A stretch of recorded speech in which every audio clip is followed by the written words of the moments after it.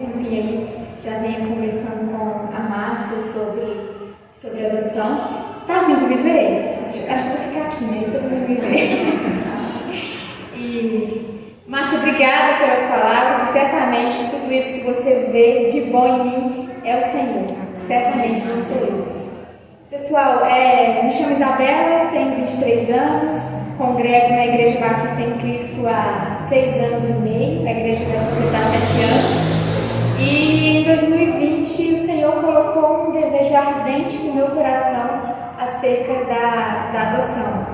Desde antes eu já tinha esse desejo, de adotar, já pensava, não que eu tenha problemas biológicos, que eu não possa ter filhos de forma normal, digamos assim, mas sempre foi um desejo, a adoção no meu coração. E aí em 2020 parei para refletir sobre as crianças, os adolescentes que estão hoje nos abrigos, nas instituições de acolhimento. E parei para refletir o seguinte: olha, pode ser que um dos meus filhos esteja lá. Pode ser que eles já estejam lá carentes de afeto, de amor e carinho. E a partir daí surgiu o Projeto Água, vou falar um pouquinho para vocês. Inicialmente vai ser um pouco mais rápido, vou fazer uma exposição bíblica aqui e depois voltaremos para o projeto. Tá bom? O Projeto Água faz parte da Junta Administrativa Missionária em Cristo, a JAMEC, lá da IBEC, Eu sou Isabela, coordenadora geral. A Ive, ela é a vice-coordenadora e responsável pelas atividades nos abrigos. A Milena, que está aqui à frente comigo, ela é da tesouraria. A Dani, responsável pelas mídias sociais. O Leandro e a Tarlene, eles atuam em relação ao suporte de apadrinhamento e adoção. E o nosso objetivo é dar visibilidade, tanto para crianças quanto adolescentes que estão abrigados, e ir de encontro aos órfãos, estabelecendo a cultura da adoção e manifestando a justiça de Deus à luz das Escrituras. Quando a Márcia me fez o convite, orei muito ao Senhor acerca da palavra que deveria ser traga aqui para o coração de vocês, e aí o Senhor colocou no meu coração Atos 2, do 42 a 47. Peço por gentileza para vocês abrirem aí. Amém, irmãs? Versículo 42 diz assim: E perseveravam na doutrina dos apóstolos, na comunhão, no partir do pão e nas orações. Em cada alma havia temor, e muitas maravilhas e sinais eram feitos pelos apóstolos. Todos os que criam estavam juntos e tinham tudo em comum.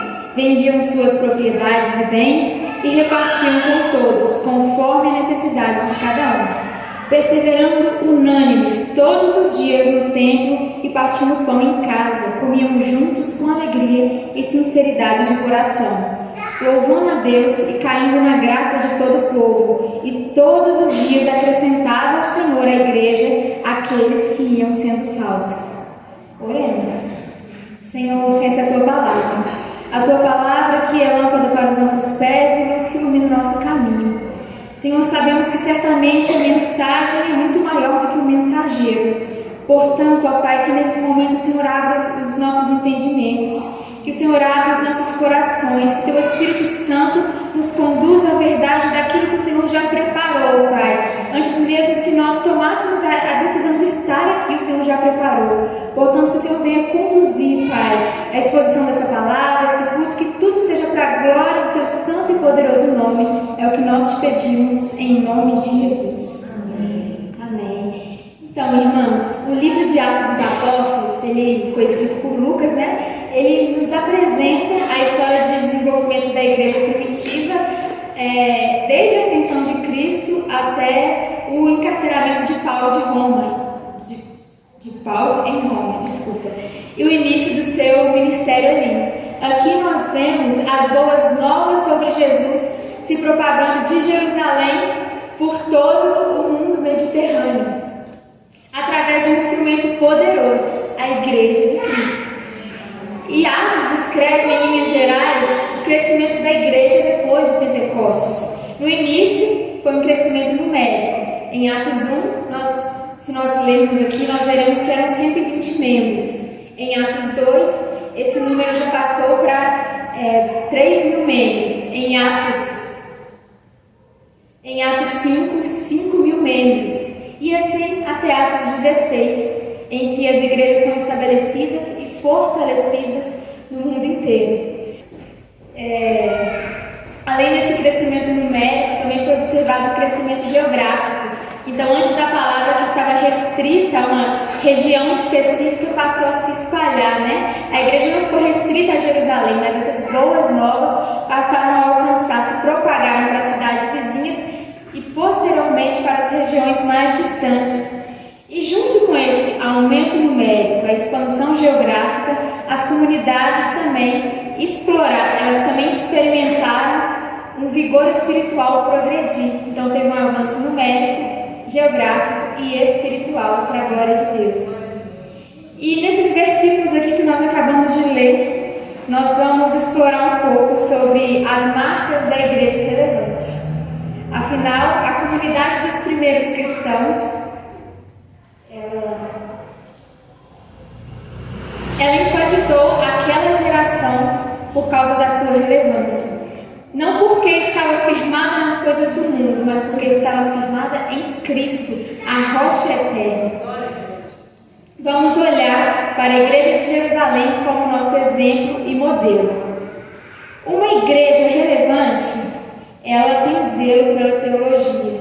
E é isso que nos mostra o versículo 42. E perseveraram na doutrina dos apóstolos. A prioridade do conhecimento dos ensinos de Jesus estava acima de qualquer outro conhecimento. Na comunhão, continuando aqui o versículo, né? Além de perseverar na doutrina dos apóstolos, perseveravam na comunhão. O testemunho dessa comunidade começava de dentro para fora. Ter um relacionamento saudável com o outro, com o próximo, também era prioridade. E também no partir do pão. Eram motivados pela lembrança permanente da vida, morte e ressurreição e a volta de Jesus Cristo. Eles ansiavam por isso. Isso movia os dias deles. E nas orações, viviam em contínua ligação com o Pai, buscavam orientação direta de Deus. Isso era algo imprescindível, era algo inegociável. A igreja de Jerusalém não só possuía todo o conhecimento, toda a teologia acerca da oração, mas ela vivia diariamente a oração, uma vida devota ao Senhor, uma vida de oração. E já no versículo 43, em cada alma havia temor, e muitas maravilhas e sinais eram feitos pelos apóstolos. A reverência e respeito a Deus era vista em todos. A consciência de agir da soberania de Deus produzia neles obediência, submissão e observância aos princípios de Deus. Muitos sinais e maravilhas eram feitos pelos apóstolos, mas eles tinham a plena consciência de que nada, absolutamente nada, faziam por si mesmos, mas viviam sob a influência direta do Espírito Santo de Deus. Eles experimentavam o sobrenatural de forma natural. Que beleza isso, né? Que dádiva, que privilégio o Senhor nos dá. E não só para os apóstolos lá na época da igreja primitiva, mas Ele nos permite isso hoje. Viver o sobrenatural de forma natural. Então, além de uma igreja que tenha os olhos voltados para a teologia, está bem embasada, uma igreja relevante, ela produz impacto na sociedade. Vamos ver aqui os versículos 44 e 45. Todos os que criam estavam juntos e tinham tudo em comum. Vendiam suas propriedades e bens e repartiam com todos, conforme a necessidade de cada um. Os crentes, eles eram sensíveis para ajudar os necessitados. Eles não viviam numa bolha.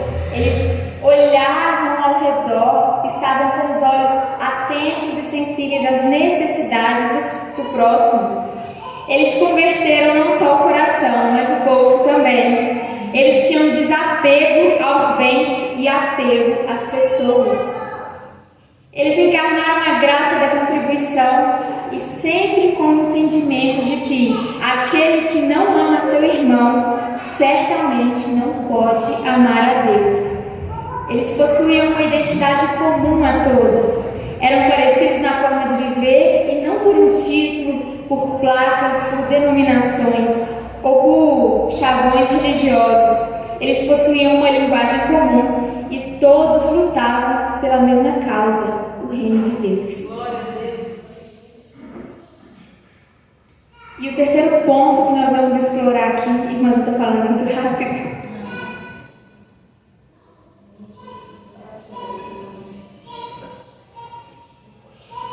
O terceiro ponto que nós vamos explorar acerca dessa igreja relevante é que uma igreja relevante, ela valoriza a comunhão e tem entusiasmo no culto.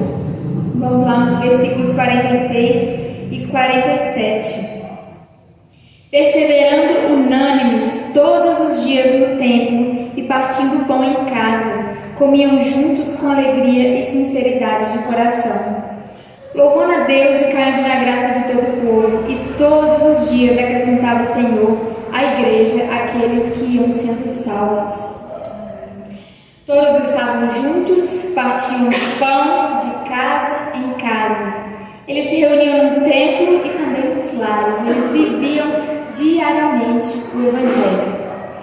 E a igreja, ela se alegrava, ela tinha prazer de estar na casa de Deus. A igreja louvava, adorava de forma constante e incircunstancial, independentemente de perseguições ou outras questões que poderiam ocorrer. A igreja continuava adorando.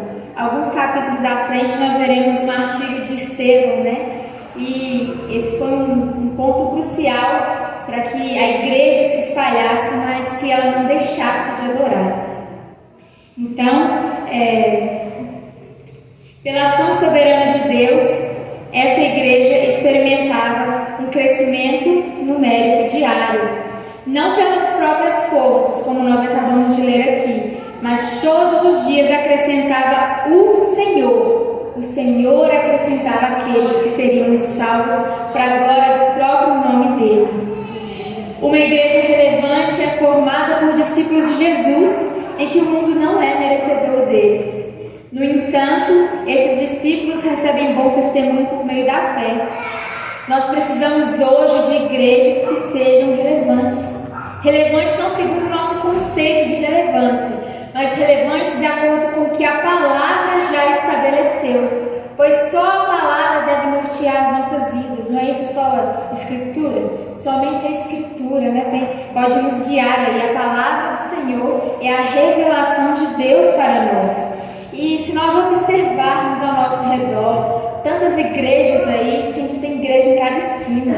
Lá onde eu congrego é uma rua de igreja, né? Uma sequência assim de igrejas.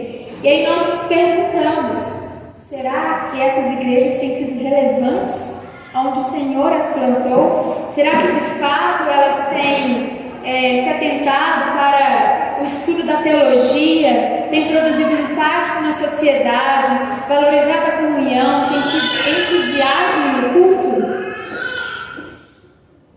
Precisamos de igrejas que sejam relevantes, mas primeiramente para Deus e consequentemente para o mundo.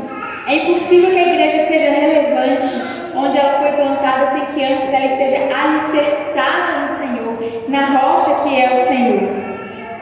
Igrejas que não buscam glória para si, mas unicamente para o cabeça, que é Cristo Jesus. Eu fico muito nervosa falando com o microfone, gente, vocês não fazem ideia. Pode não parecer, mas eu fico. Eu fui convidada a compartilhar um pouco sobre adoção, né? Inicialmente eu queria falar um pouco sobre a doutrina da adoção, mas o Senhor me direcionou para outro lado. Quando o Senhor direciona, não adianta a gente tentar fazer outra coisa, né? E eu estava até conversando com a Márcia, né? Márcia, o pessoal da igreja lá já tem uma noção, uma ideia acerca da doutrina da adoção? Como que é essas coisas assim, né? Ela até me entregou ali o marca-página e eu vi que depois da justificação tem adoção, fiquei muito feliz, sabe? Porque às vezes essa parcelazinha ali no processo da ordem de salvação acaba sendo esquecida, acaba sendo negligenciada. E a visão que nós temos da adoção vai mudar completamente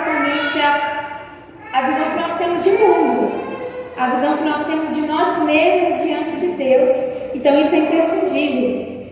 E aí eu fui direcionada a falar não especificamente sobre a doutrina da adoção, mas sobre a responsabilidade da igreja diante dos desafios contemporâneos. Desafios contemporâneos, mas que também são desafios antigos. Se nós formos lá na carta de Tiago 1:27, vai nos dizer que a religião pura e verdadeira diante de Deus é cuidar dos órfãos e acolher as viúvas. Olha só, já naquela época a igreja relevante, essa aqui, que nós acabamos de ler um pouco sobre ela, de ouvir um pouco sobre ela, essa igreja já se preocupava com os órfãos. Se nós voltarmos lá no Antigo Testamento, nós veremos Deus se auto-intitulando o Pai dos órfãos. E são inúmeras histórias de adoção que permeiam a Bíblia. Nós temos a história de Moisés, o libertador do povo de Israel do Egito. Mas se nós olharmos para Cristo, nós também veremos que Cristo foi adotado por José. O dia que eu li isso, eu não acredito. Isso é muito claro. Jesus foi adotado por José. A adoção é algo maravilhoso, é algo extraordinário. Não estou falando que não tem seus desafios, né? Mas certamente a adoção foi algo criado pelo Senhor. Nós não teríamos a capacidade de criar, de elaborar algo tão maravilhoso como a adoção. E nós sabemos que a igreja é um ajuntamento de pessoas que formam uma família. E família por adoção. Todas aqui foram adotadas por Cristo na cruz do Calvário. Em Cristo nós somos adotadas. Antes nós éramos inimigas, filhas da ira, agora nós somos amigas e filhas de Deus. Aquilo que a Márcia estava lendo em Colossenses 1, lá também fala sobre a nossa condição inicial, sobre como nós vivíamos, né? A queda, tudo que a queda trouxe, tudo que a queda deturpou, mas que ali em Cristo Deus estava reconciliando consigo todas as coisas. Tem uma tradução que diz que Deus estava reconciliando consigo todo o cosmos. Será que nós temos noção da extensão disso? Todo o cosmos. Porque quando o homem caiu lá no Éden, em Gênesis 3, não foi só o homem que caiu, mas tudo ao redor dele passou a viver em caos. O homem quebrou o relacionamento dele com Deus, dele com o próximo e dele com a natureza. Mas em Cristo, todas as coisas são reconciliadas. Através da adoção, todas as coisas são reconciliadas. Isso é poderoso o suficiente para nos fazer saltar de alegria diante de Deus. Isso é maravilhoso. A adoção é graça de Deus sobre as nossas vidas. Mas será que de fato nós conseguimos reconhecer as consequências da nossa adoção evidenciadas nas marcas da igreja relevante? Por que eu quis trazer um pouco sobre a igreja primitiva, né? A igreja descrita aqui em Atos 2. Porque certamente essa igreja é uma igreja padrão, é um modelo que nós precisamos seguir. Se nós queremos saber, será que eu congrego numa igreja relevante? Numa igreja que glorifica o nome de Deus?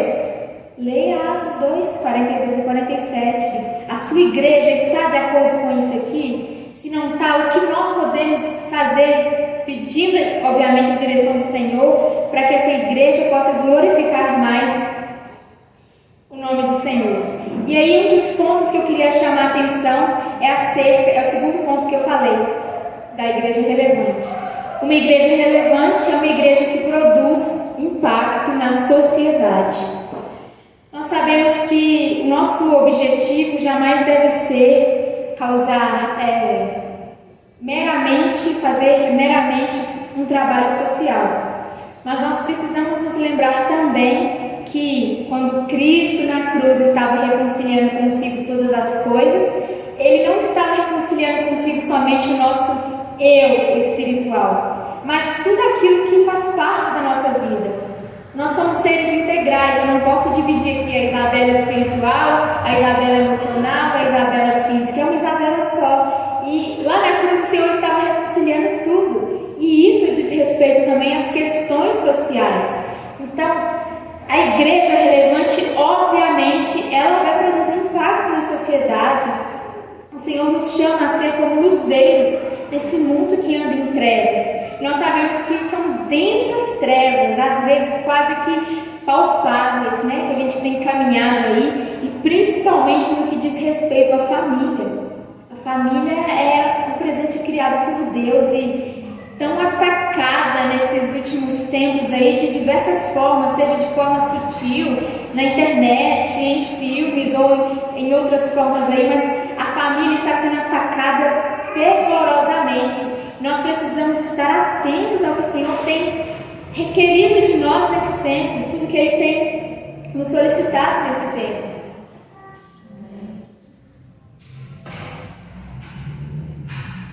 E hoje nós vamos direcionar os nossos olhares para um grupo específico da sociedade, os órfãos. Milhares de crianças e adolescentes vítimas do pecado de pessoas que teoricamente deveriam protegê-las. O pecado da negligência, o pecado do abuso, o pecado da violação dos direitos básicos. Meu objetivo aqui não é apresentar essas crianças e esses adolescentes como coitadinhos, porque eles não são. Eles estão nessa condição porque certamente foram vítimas do pecado de outra pessoa.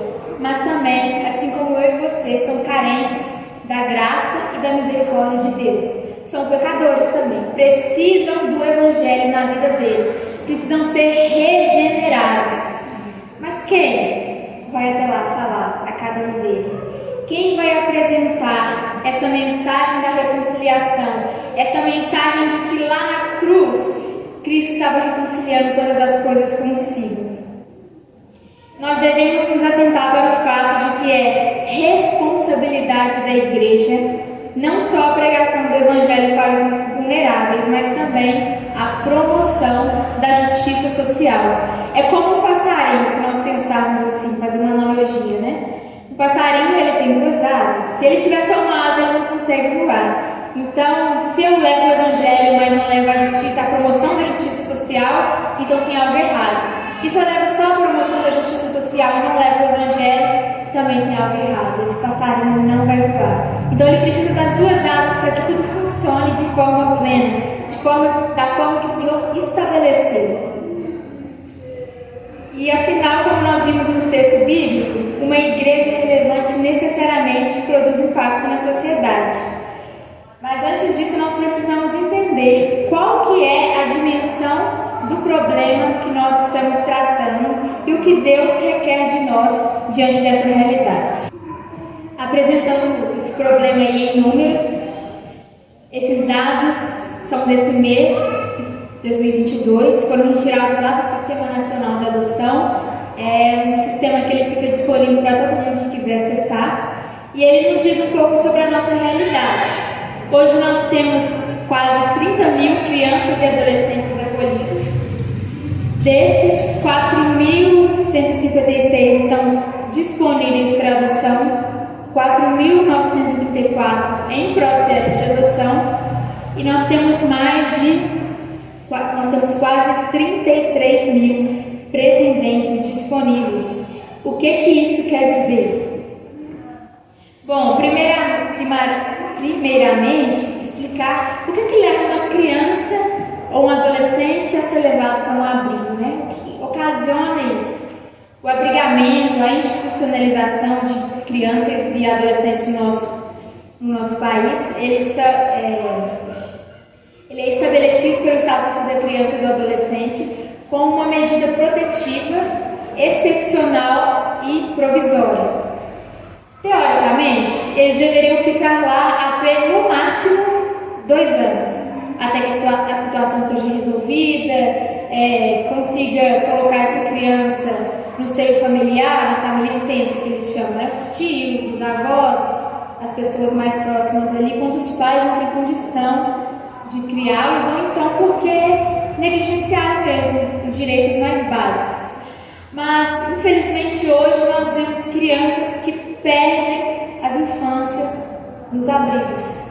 O que deveria durar no máximo 2 anos dura até a adolescência, dura até completarem 18 anos. E a realidade é muito dura. Completa 18 anos, é obrigado a sair do abrigo, com uma mão na frente e outra atrás. Se não tiver nenhum apoio, se não tiver pessoas dispostas a irem lá ajudá-los, mostrar como funciona a vida. Olha, isso aqui é um trabalho, isso aqui é isso aqui é aquilo, isso aqui é coisa errada, não mexe com isso aqui não. Eles não têm ninguém que faça isso por eles. E aí, mais uma vez, nós voltamos para o texto bíblico aqui. A igreja relevante. A igreja relevante, ela produz impacto na sociedade. A igreja relevante olha para esses números aqui e pensa: é uma oportunidade de glorificar o nome de Deus. É uma oportunidade de fazer o nome do Senhor conhecido no meio dessas crianças e desses adolescentes. Então hoje, se nós olharmos aí, nós veremos que temos quase 30 mil crianças e adolescentes acolhidos e uma porcentagem muito pequena está disponível para adoção. Então, é mito isso aí de achar que você pode ir num abrigo, pegar uma criança e falar que vai adotar ela. Não é assim que funciona. Para que uma criança seja adotada, ela passa por um processo que chama destituição do poder familiar. Que, acabados todos os recursos de reinserir essa criança na família, é que ela passa sob a guarda, sob a tutela do Estado, e aí sim ela vai estar disponível para adoção. Mas aí nós veremos outra disparidade nesses números.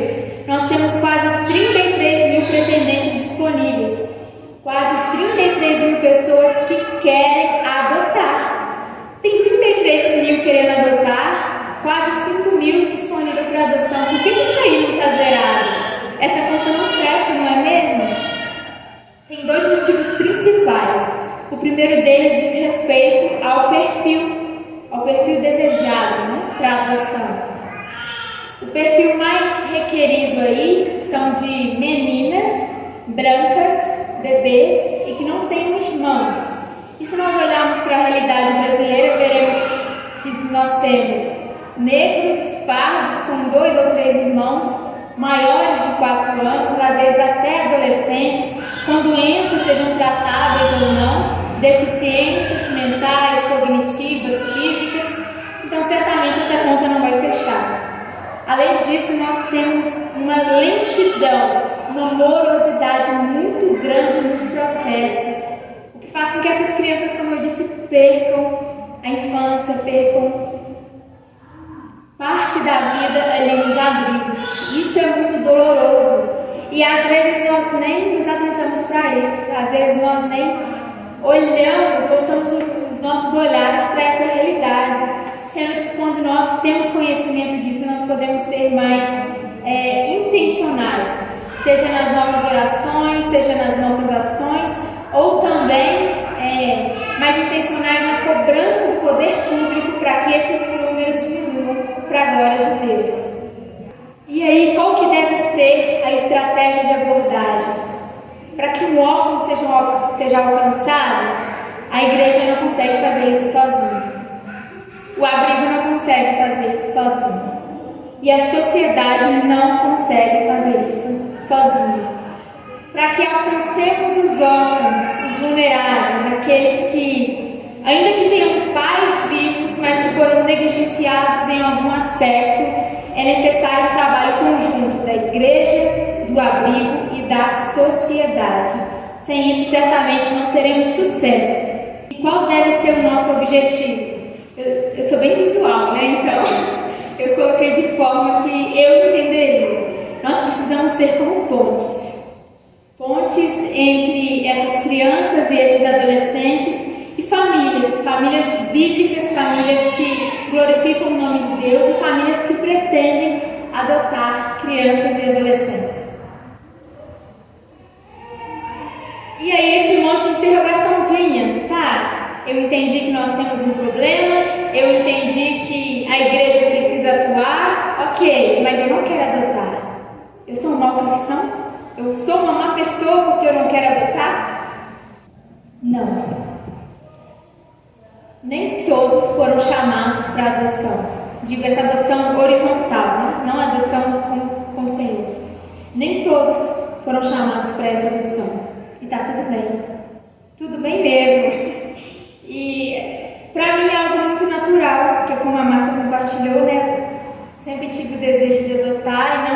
não por questões biológicas, que eu não posso ter filho nem nada, mas é porque eu não consigo nem explicar.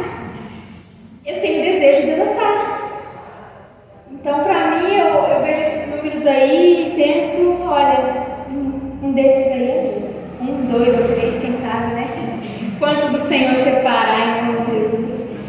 Então, nós não seremos maus cristãos se nós não adotarmos, mas a adoção não é a única forma de nós auxiliarmos os órfãos em suas necessidades. E é isso que eu gostaria de chamar a atenção hoje aqui. A partir de tudo isso que nós lemos na palavra do Senhor, dessa igreja relevante, dessa igreja que causa impacto na sociedade, o que nós de fato podemos e devemos fazer em relação à causa do órfão. E eu separei alguns pontos aqui, só para ficar mais fácil. O primeiro deles diz respeito à informação.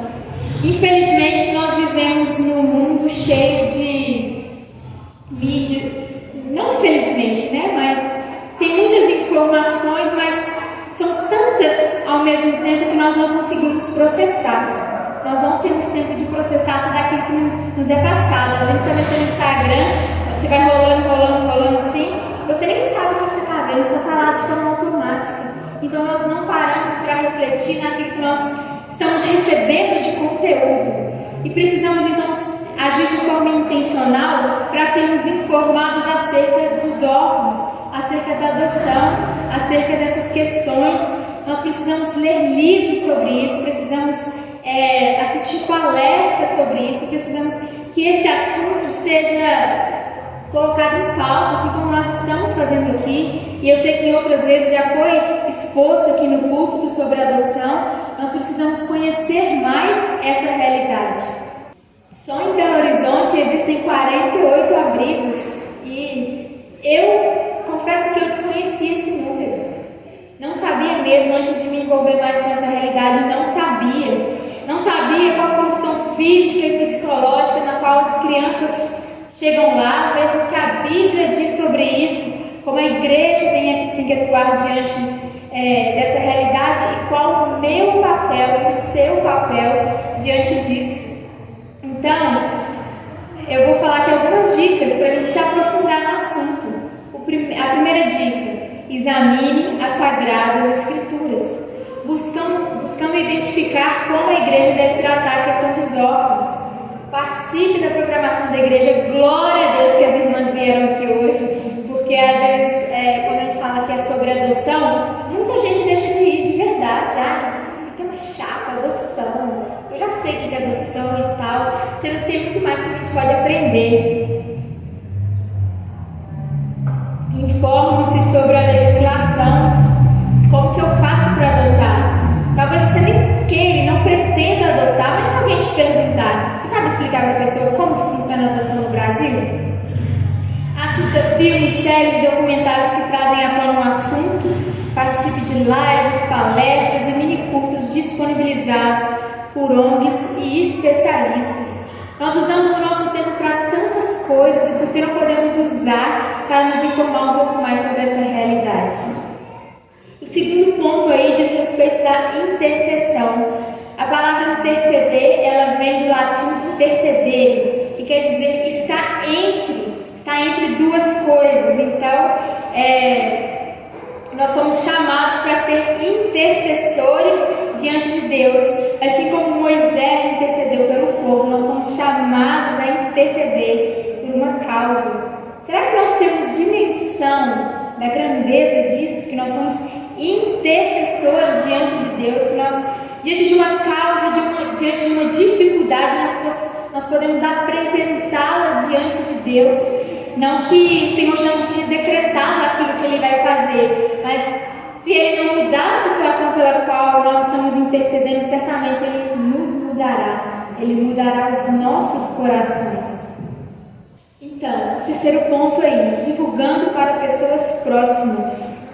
Você não tem medo de levar um estranho para casa? E se a genética for ruim? Vocês vão adotar porque não podem ter filhos? Você é estéril? E se eles tiverem alguma doença contagiosa? E se? São inúmeros os estigmas, estereótipos e preconceitos que cercam crianças e adolescentes adotados ou em situação de acolhimento. Infelizmente, depois que é adotado, isso não acaba não, na verdade até aumenta, né, esse preconceito. Nós precisamos enxergar como eles realmente são, crianças e adolescentes, tão carentes de amor, cuidado e correção quanto eu e você, tão carentes do Evangelho como eu e como você. O quarto ponto aí, visitando um abrigo. Como eu disse, o abrigamento é uma medida de proteção especial que está prevista no ECA, o Estatuto da Criança e do Adolescente. E, infelizmente, aquilo que deveria ser provisório acaba durando longos e longos anos. E o que nós temos observado é que, mais que presentes, os abrigados, eles precisam de pessoas dispostas a doarem o seu tempo, dando-lhes atenção, afeto e respeito.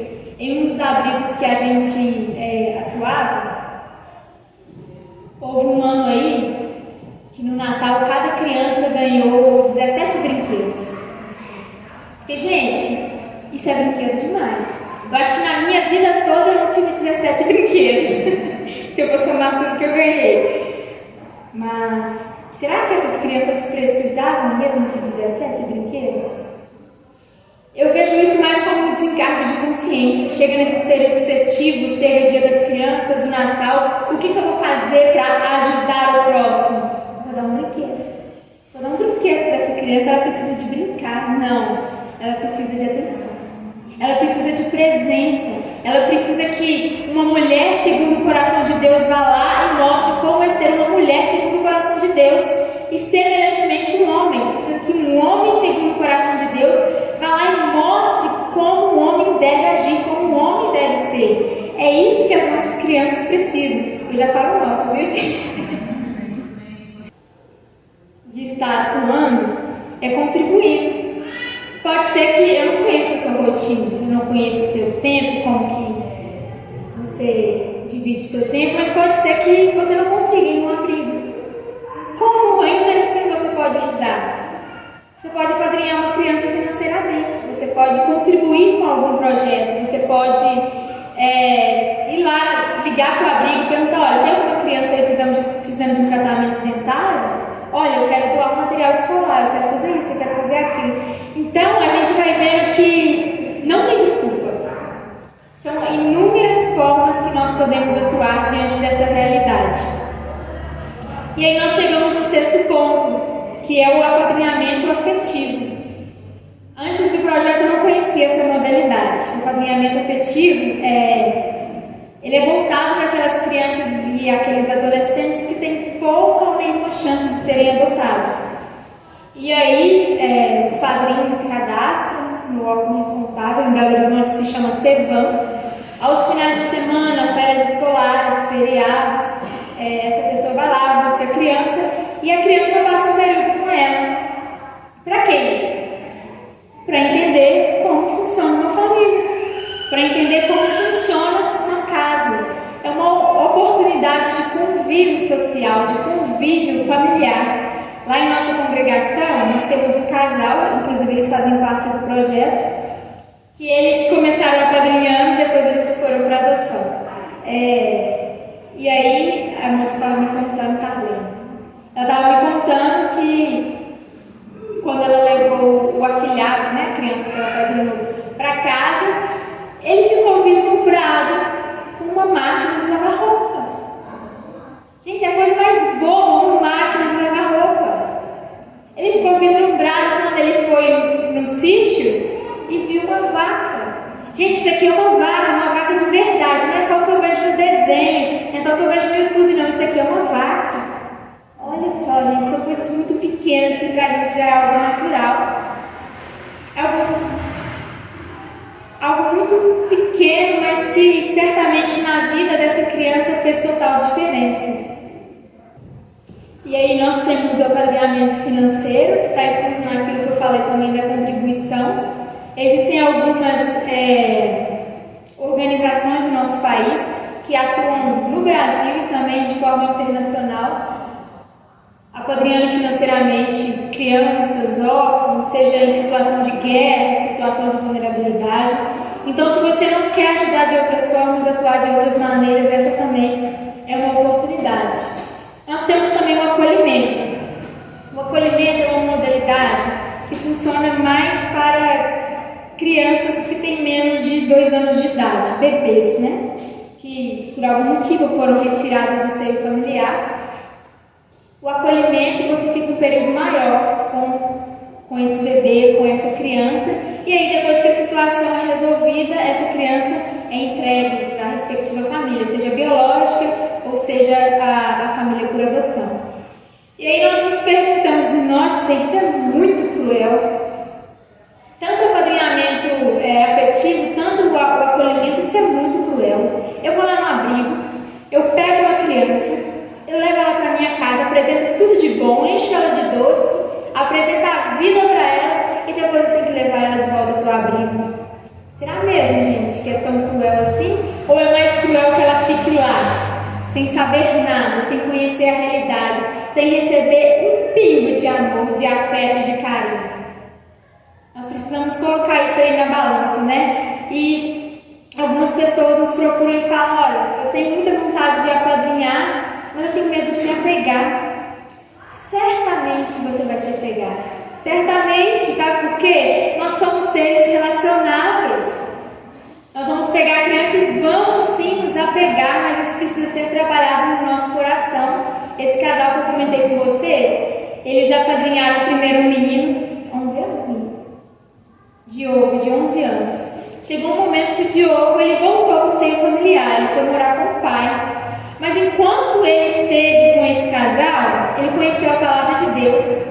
Hoje o Diogo está batizado, congregando numa igreja perto da casa dele. Certamente esse casal se apegou, mas vocês estão vendo que o resultado é muito maior do que, digamos assim, o ônus, esse apego, né? Mas é algo que precisa ser trabalhado todos os dias diante do Senhor. Tem a adoção, né? A adoção é maravilhoso. Obviamente tem seus desafios, mas assim como qualquer filiação, né? Não quer dizer que porque uma criança foi adotada que ela vai dar trabalho futuramente. Ninguém garante que um filho biológico não vai dar trabalho na vida, né? Às vezes é até pior do que um que foi adotado. E por último aqui nós temos a prestação de algum serviço. O Senhor nos confiou dons e talentos. E muitas vezes nós não usamos esses talentos para a glória do nome dele. Será que eu posso tirar um tempinho da minha semana, ir no abrigo e ensinar a lição de matemática para aquela criança? Será que eu posso ir lá e fazer uma pintura facial? Ou eu posso ir lá contar uma história, ler um livro? São infinitas formas de estar atuando e de estar auxiliando mesmo essas crianças nas suas necessidades, né? Ah, sei lá, coloquei um pintor para lá dar uma revitalização no abrigo. Tenho certeza que isso vai fazer muita diferença na vida das crianças. São muitas formas de nós estarmos atuando aí. E só compartilhar um pouco acerca das vezes, né, que eu já fui no abrigo. Eu não conhecia nenhum abrigo antes do projeto. E aí quando eu fui me envolvendo mais nessa realidade, chegou o dia de ir para o abrigo. A primeira vez, né? Meu coração estava acelerado, estava suando. Falei, gente, o que eu vou arrumar lá? Eu queria trazer essas crianças para mim, o que eu vou fazer da minha vida e tal. E aí eu cheguei lá no abrigo, foi um momento muito gostoso com as crianças. Mas tinha uma menininha específica, a Alice. A Alice pequenininha assim, 2 anos, 2 aninhos de idade. Linda demais, gente. Pretinho, cabelo crespo assim. Aí ela cismou de me chamar de mãe. Ô mãe, me dá comida. Ô mãe, faz isso, ô mãe, faz aquilo. Gente, a primeira vez que eu vou aqui, como que volta? E aí eu fui embora. Mas sempre pensando na Alice, sempre orando pela Alice, né? Na hora da gente ir embora, ela estava lá na janela, dando tchau, assim, pendurada na grade. Nenhuma criança estava lá, só a Alice. Oh, gente.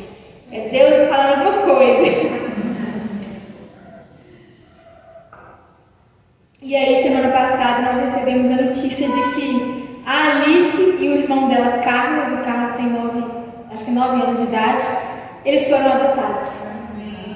A gente pensa, 2 irmãos negros, o menino já tinha 9 anos de idade, tudo bem que ela é menorzinha, tem mais chance de ser adotada, mas eles foram adotados. E meu coração se encheu de alegria, mas eu ainda continuo orando, porque eu não sei qual foi a família que adotou eles. Certamente, talvez eu nunca saiba, mas eu oro para que seja uma família bíblica. Eu oro para que seja uma família firme na presença de Deus, para que venha criar tanto a Alice quanto Carlos na presença do Senhor. E é isso que nós precisamos fazer. O nosso objetivo não é só esvaziar abrigos, diminuir os números que nós vimos aí, mas nós precisamos clamar para que a igreja seja relevante. Outras pessoas estão fazendo isso porque a igreja não está fazendo. Casais, pares de homossexual estão fazendo isso e a igreja não tem feito nada. O que nós esperamos da criação dessas crianças, desses adolescentes inseridos nesse seio familiar, nessa estrutura familiar, enquanto nós que estamos alicerçados na palavra poderíamos criar de uma forma que glorifique o nome de Deus. Então nós precisamos estar atentos também a essas questões e me alegro muito em saber, não só Alice, Carlos, mas nós já tivemos outras experiências aí de adoção e todas as vezes que eu ouço, fulano foi adotado, glória a Deus. E que seja para a glória de Deus mesmo, que seja criado para a glória de Deus mesmo. E o que nós notamos é que essas crianças e esses adolescentes que são adotados, quando eles crescem por terem vivenciado isso, a grande maioria recorre à adoção também. Olha que coisa maravilhosa. É criado um exército de adoção. As pessoas vivem isso na prática e vão querendo adotar. Isso é muito bonito, isso é muito grandioso. E como eu disse, certamente isso provém do Senhor. E aqui eu vou passar algumas fotos para vocês verem. Essas fotos são do abrigo São Francisco, que é o abrigo onde nós atuamos atualmente. Na verdade, aquelas duas ali, as 2 primeiras são de outros abrigos, que nós já atuamos também. Aí embaixo a gente serviu um café para eles se sentiram super importantes, foi muito bacana, porque também foi uma oportunidade que nós tivemos de conversar, de conhecer a equipe técnica do abrigo. Isso é muito importante. Eles têm muitas dores, muitas questões, porque eles tratam diariamente com realidades muito duras, né, dessas crianças, muito difíceis, e infelizmente o poder público não volta os olhos para essa realidade. Nesse abrigo São Francisco hoje acho que nós temos 25 crianças, sendo que são 7 bebês de colo. Nós temos só 2 educadoras por turno. Então temos 2 mulheres para 27 crianças, sendo que são 7 bebês. Você pensa, gente, que loucura que é essa aí? Exatamente. E aí quando a gente pergunta, olha, coordenador, olha, fulano, a gente quer ajudar de alguma forma, o que a gente pode fazer? Você pode vir aqui lavar roupa, ajudar a gente a lavar roupa, estender a roupa? Você pode vir aqui ensinar as crianças a andarem de bicicleta? É o que nós temos feito semanalmente, né? Na semana passada, a gente trocou atividade. Seria andar de bicicleta, mas os meninos quiseram pular corda. Ficaram lá 2 horas pulando corda. Mas, como eu disse, são coisas muito pequenas, né? E aqui no cantinho a gente tem Gente, queria tanto mostrar o rostinho para vocês, mas por questões de segurança, questões judiciais, a gente não pode mostrar, nós não temos essa permissão. Mas saibam que eles estavam todos sorrindo ali, tá? Muito felizes.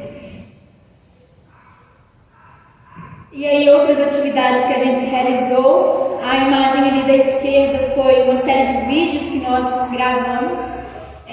O nosso objetivo é levar o Evangelho para essas crianças, para esses adolescentes, mas para isso nós precisamos mobilizar a igreja. Então nós precisamos informar a igreja.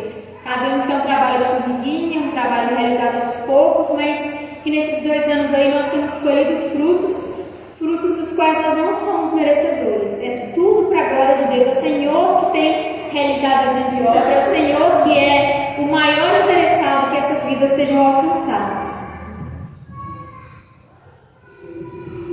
Mais algumas fotos aí. A gente tem em desenvolvimento agora o nosso projeto pedagógico, que é para ser implementado nesse abrigo São Francisco, entendendo que essas crianças têm uma defasagem escolar muito grande. Então é mais um braço aí do projeto para nós estarmos atuando, prestando auxílio de alfabetização, letramento, crianças de 8, 9 anos que às vezes só sabem escrever, mas sabem copiar, na verdade, né? Não sabem nem o que estão escrevendo. E aí nós vimos uma oportunidade de entrar no abrigo e de atuar também. Nessa imagem lá de cima, que está um pouquinho pequena da direita, foi o dia que nós levamos alguns meninos de outro abrigo para fazer montanhismo. Loucura! Foi uma bênção, eles gostaram demais. Foi totalmente fora da realidade deles, sabe? Depois eles escreveram uma cartinha agradecendo a gente. E quando a gente volta lá no abrigo, acho que até o abrigo você chegou aí, mas quando a gente retorna lá no abrigo, você que é a moça lá que levou, que dia que a gente vai de novo? Sabe, algo que ficou gravado na cabeça deles. E as nossas menininhas aí, bebezinhas que dá vontade de morder, que teoricamente não deveriam estar nos abrigos, né? Essa aqui, eu acho que é ela, a da direita, ela chegou lá com 9 dias de vida. Ela chegou lá sem ser registrada, o pessoal do abrigo que deu o nome para ela. Ela chama Amora. Diante disso tudo, já estou caminhando para o final, tá bom, gente? Eu gostaria de propor um desafio para vocês, enquanto igreja, enquanto congregação. Eu sei que às vezes é difícil uma única pessoa ir ali no abrigo e desenvolver alguma coisa, algum trabalho. Mas se nós olharmos para a quantidade de igrejas que nós temos no nosso país, nós não deveríamos ter esses abrigos. Eram para esses abrigos ficar de portas fechadas. Éramos para nós sermos mais relevantes. E aí eu gostaria de propor que vocês procurem um abrigo aqui perto.